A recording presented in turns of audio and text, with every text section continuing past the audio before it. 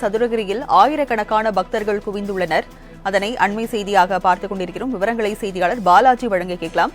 பாலாஜி, சதுரகிரியில் ஆயிரக்கணக்கான பக்தர்கள் அங்கு குவிந்திருக்காங்க. கோயில் நிர்வாகம் சார்பாக பக்தர்களுக்கு என்ன மாதிரியான ஏற்பாடுகள் செய்யப்பட்டிருக்கிறது, பாதுகாப்பு விஷயங்கள் குறித்து என்ன மாதிரியான நடவடிக்கை எடுக்கப்பட்டிருக்கிறது, விவரங்களை பதிவு பண்ணுங்க. ராஜலட்சுமி, விருதுநகர் மாவட்டம் பத்திராயர் அருகே மேற்கு தொடர்ச்சி மலைப்பகுதியில் பிரசித்தி பெற்ற சதுரகிரி சுந்தரமகாலிங்கம் கோவிலானது அமைந்துள்ளது. இந்த கோவிலுக்கு ஒவ்வொரு மாதமும் பிரதோஷம், அமாவாசை, பௌர்ணமி உள்ளிட்ட தினங்கள் மட்டுமே மலையேறி சென்று சாமி தரிசனம் செய்ய பக்தர்களுக்கு வனத்துறையினர் சார்பில் அனுமதி என்பது வழங்கப்பட்டுள்ளது.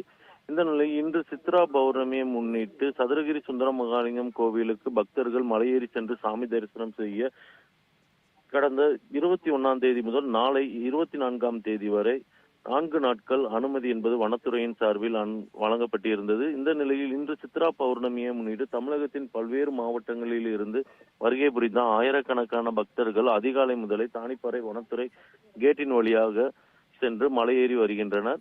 பக்தர்களின் உடைமைகளை தீவிர சோதனைக்கு பின்னரே வனத்துறையினர் அனுமதித்தனர். பிளாஸ்டிக் உள்ளிட்ட மது போதைப் பொருட்கள் கொண்டு சென்ற பக்தர்களுக்கு மீது கடுமையான எச்சரிக்கை விடுக்கப்படும் என வனத்துறையினர் சார்பில் எச்சரிக்கை விடுத்துள்ளனர்.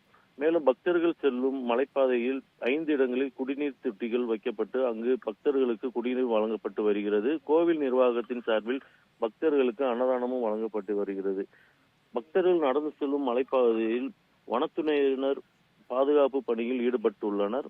மேலும் இன்று சித்ரா பௌர்ணமி தமிழகத்தின் பல்வேறு மாவட்டங்களில் இருந்து வருகை புரிந்த ஆயிரக்கணக்கான பக்தர்கள் சிறப்பு பூஜையில் கலந்து கொண்டு சாமி தரிசனம் செய்து வருகின்றனர். பௌர்ணமியை முன்னிட்டு சதுரகிரியில் ஆயிரக்கணக்கான பக்தர்கள் குவிந்து வருகின்றனர். விவரங்களை வழங்கியதற்கு நன்றி பாலாஜி.